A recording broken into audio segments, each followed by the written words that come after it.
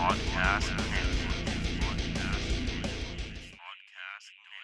Welcome back to the Upper Tier Podcast, the podcast that we bring you each and every week on the Dynamo Podcast Network. Head over to YouTube, smash that subscribe and bell notification button. And today we're bringing you a short show surrounding the passing of Ian St. John today. We thought we would mark his passing with a small show looking at a retrospective of his career to pay homage to the man. A lot of Liverpool fans out there. Obviously, Dean's joining me again tonight. First of all, Dean, welcome back again. Liverpool fan, and obviously OG of the show at this stage. But yeah, we said we'd take a look at Ian St. John's career. Remarkable career, really. Really set the bar for the resurgence of Liverpool out of the old second division back into the first division.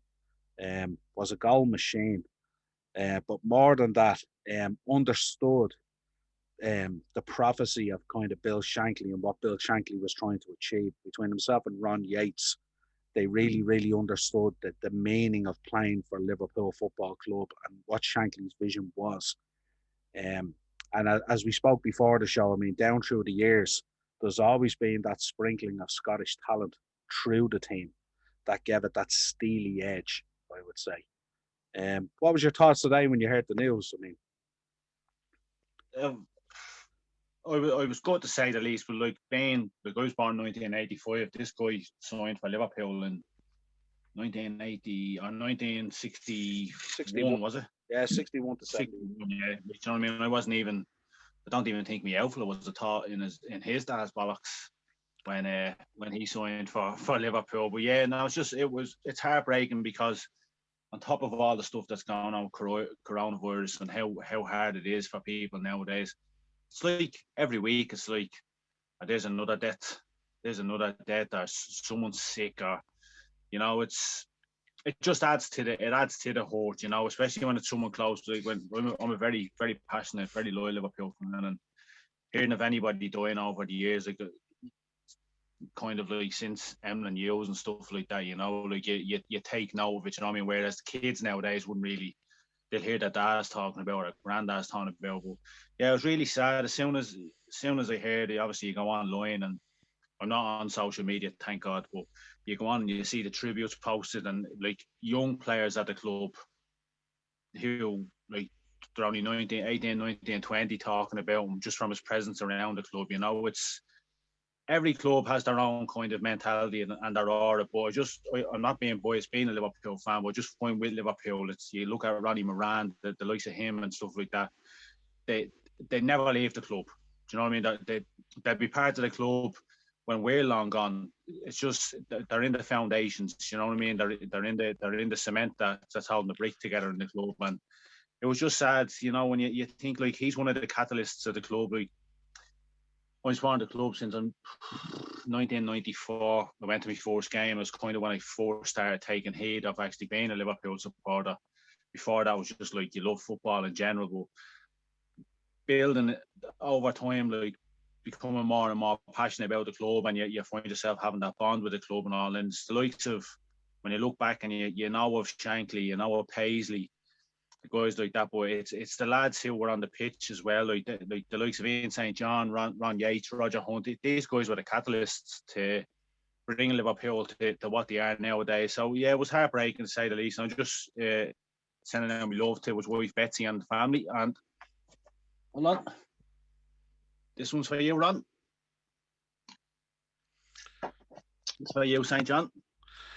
Yeah, it's kind of it's one of those things. I think when you go over and you visit the ground and you go on match day and stuff like that, you feel that real fabric of the club and the dynasty that was created at that time. Even when you walk around and you see the statues and you see the monuments and you see all that, and you can see the way that the history of the club is inbred very quickly into even the younger generation, even the youth teams, the senior teams that are there now. We call them senior teams, but like half the team are still nearly kids, you know what I mean? But it's like the fabric of the club and, the history of the club. You even see it with Jurgen Klopp today, how he breeds and leaves the history of the club and its values and its morals. And it's bred into those younger players, you know what I mean? So when a legend of the club like Ian St. John passes away, we said we'd mark it with a show because obviously there's a lot of very young Liverpool supporters out there who wouldn't have a clue who Ian St. John is. I mean, I was born in '72, so I never got to see him play for Liverpool, but I was brought up on St. and Greasy every Saturday and stuff like that. It was just, they were way ahead of their time in terms of their comedy, in terms of their coverage of football, you know. And the only reason the show went was because UTV lost the rights to the football to Sky back in 1992. And that's kind of why the show went. But it was a fantastic show, and it always brought that sort of, the two boys played off each other. They were the real, they were the Laurel and Hardy of football, really. You know what I mean? You had the Englishman and the Scotchman, you know what I mean? And I'm sure there was a few points had beforehand, it's just that banter, you know what I mean? It's like two best mates just buzzing off each other. Yeah, I mean, they were nearly like a couple at times, you know what I mean? It was fantastic. I mean, to pay tribute to them, really, I mean, Skinner and Baddiel, called them the godfathers of football comedy. I mean, at one stage, I think they even had their own skit on Spit and Image back in the day. Some of our listeners may not remember Spit and Image, but it was hilarious back then, But I mean, if you got on that, if you were on that show and they had made like puppets of you and stuff like that, you were kind of a big deal, you know what I mean? But I mean, not to get sidetracked anyway. I mean, he had a hell of a career. Played for Motherwell, 113 appearances, 80 goals. Liverpool, 336 appearances, 95 goals. Then went on to play for Helnik in South Africa. Came back and played for Coventry, Tranmere. Had 21 appearances for Scotland, scoring 9 goals. Signed for Liverpool in May 1961, 37,500 by Bill Shankly, which was, even these signings that we talk about that Bill Shankly made at the time, I mean, they were really, he took a chance on these boys, but he knew that steely Scottish fire in these players would see him through and see his vision through, He later on, Shankly described himself, Ian and Ron Yates, as a turning point for the club. These were the guys that created the catalyst for change and success. Scored a hat-trick on his debut against Everton in the Liverpool Cup, but they lost 4-3. They lost 4-3. Stevie Gerrard was talking about today, and he was saying he got off to a terrible start.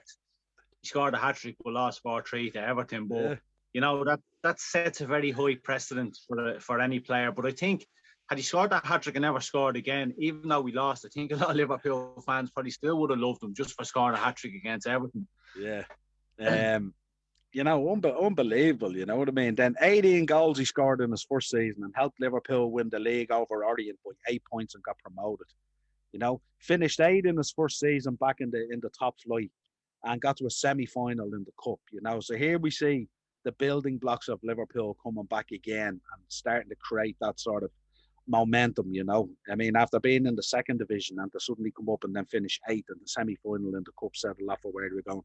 Won the league in 63-64, overturning a 17-point deficit against Man United, and he scored 21 goals. What a player. What a player.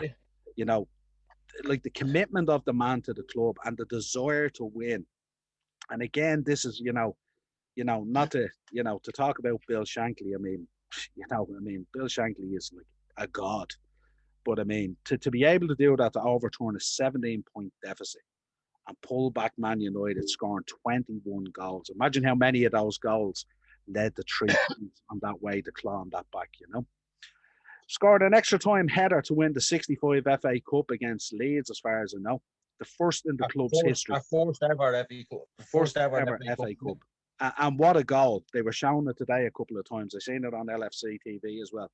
What a goal, for a man to score a header and to win an FA Cup that way. And he was 5'7". That's what I was going to say. He wasn't the tallest either. Yeah. Won the 65-66 league, beaten Leeds by 6 points and scored 10 goals.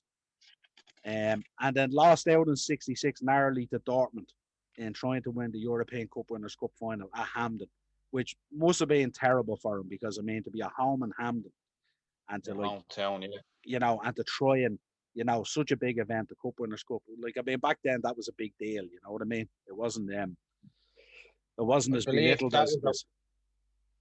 And I believe that was our first European final as well, I believe, was it? I think it was, as far as I know, yeah. Then I suppose after 66, they put him in a more deeper role, and I'm sure Shankly realised that the man was starting to sort of, claw back on his career a little bit, you know what I mean? So they put him in a deeper role, and then he left the club in 71, 425 games, 118 goals. I mean, an absolute legend of the club, you know what I mean? The roll down through his honours, won the first division in 63, 64, and 65, 66. Won the second division in 61, 62, which we've already spoke about. FA Cup in 64, 65. Charity Shield in 64, 65, and 66. European Cup Winners' Cup runners-up in 65, 66. And Scottish Football Hall of Fame inductee in 2008. Again, as I said, I mean, most of what I would have seen about him would have been those Saturday afternoon shows as a kid with the two boys. They really were ahead of time, him and Greavesy, you know what I mean? And it was just an incredible show. It was so ahead of its time, you know what I mean? They just brought a great comedy flair. Reminded me of the old days on Sky Sports, as I was saying to you earlier, when, Rodney Marsh was on there and Frank McClintock and these guys. And stuff. Yeah, they just, Charlie Nicholas and all, and they just, they were just popping off each other all the time, just happened to crack, which brought lightheartedness to it, especially at a time if your team wasn't doing too well, at least you were getting some sort of enjoyment out of the comedy about it, you know what I mean? Being a Liverpool fan, so we just probably tuned in for the comedy side of things. Yeah, well, I mean, that show ran from 85 to 92, so not necessarily a bad period for Liverpool Football Club, you know what I mean? I meant when Rodney Marsh and all was on Sky Sports in the 90s. Yeah. Yeah, true. So I mean, he really, as we were talking before, I mean, he really paved the way, for Scottish footballers. Liverpool has always had an affection and a link there with Scottish footballers down through the years. To mention a few: Steve Nicol, Kenny Dalglish, Alan Hansen, Graham Souness, Dominic Matteo, Gary McAllister, and even to this day, Andy Robinson. I seen Andy Robinson tweeting about him today, just pouring it out that he was a great very man. Emotional picture. Yeah, and it was a picture of Ian St John, and I think they were looking at an international cap, weren't they? And Robbo was in an old style sort of Scottish. Maybe they were playing a Legends game or something like that. That's what it looked like. Like the old schoolboys jumper or something. Yeah, and even the cap that he was getting was remember the old cap they used to get with the tassel on it and stuff like that and stuff. So, but it was a very emotional picture, and I'm sure it's a picture. Go ahead. It's only when like someone passes away that you look back on your photographs and you realise that obviously it's more poignant to him now. You're looking back on stuff like that. It's you look at the pictures over the years now. Like as I said, like I just wish, being born in '94, I just wish I'd have had a chance of seeing the likes of Ian St John, Ron Yates, Roger Hunt, Emlyn Hughes, all the names you jotted off there. For Liverpool fans, it's only when these older guys die that we kind of take a moment to sit down. Like obviously when you said to me, do you want to pop on and we do a short one for Ian St John tonight? And I was like, I better do my homework. Obviously know who the guy is, but you sit down and you look at his accolades, you read into the tributes paid from other players. Like Jamie Carragher said of him, he said, legend is a term used a lot, but the likes of Ian St John, Ron Yates, Roger Hunt, Emlyn Hughes, these guys are legends. These are the guys that started what Liverpool are all about nowadays. Steven Gerrard talking about the terrible start, but saying that because he scored a hat-trick against Everton, it's something that he'd be remembered. Even though they lost the game, it's something that he'd be remembered for. But the one thing that stood out to me really today was the fact he's held in such high esteem that he's one of the forefathers that turned Liverpool into the bastion of invincibility that Bill Shankly wanted to build. And that's something that, unfortunately, with the fans not being in the ground, that's one thing that's really getting to me, is all these legends passing and your players' fathers passing and close loved ones and all. It's the fact that the fans aren't there to give them that bit of support. You know what I mean? Like, the game coming up at our next home game, like I'm sure Ian's wife Betsy would have been there with the family, the fans would have been rapturous, it's stuff like that, like that's really, really hard as well.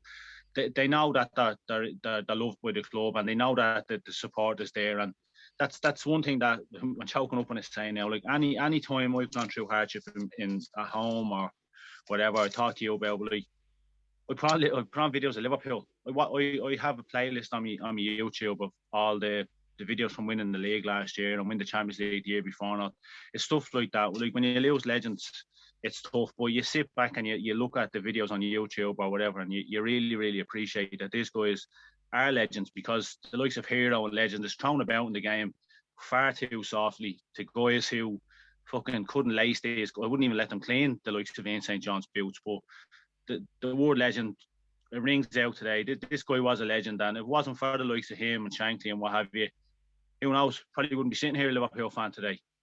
You know what I mean? The club wouldn't exist. Yeah, well, the one thing I would say, I mean, a lot of times on this podcast, we go in a bit on social media and, we touch on things like the racism and the abuse and all that kind of stuff. But the one thing I took out today was the outpouring of support for Ian St. John's family. His family and his friends, and his colleagues, and the outpouring of support on social media. I mean, I'm sure his family and his close friends would have taken a lot of strength in that today. Even though, as you said, the fans wouldn't be at the ground and you wouldn't get the, given the send off that these guys deserve. But I'm sure the club will have something planned. There's no doubt about that, and I'm sure something. They will definitely mark his passing, no doubt, on Thursday for the Chelsea game, and rightly so. I mean, these guys are the guys who truly deserve to be enshrined in football history. And we just pass on our condolences and our prayers, obviously, to the St. John family, and to all his friends and family, at this difficult time. And there's not much more we can say. I will leave you with one quote that the man is known for. There is no noise like the Anfield noise, and I love it. So to you, Ian St. John, we thank you from the bottom of our hearts as Liverpool fans, and may you rest in peace.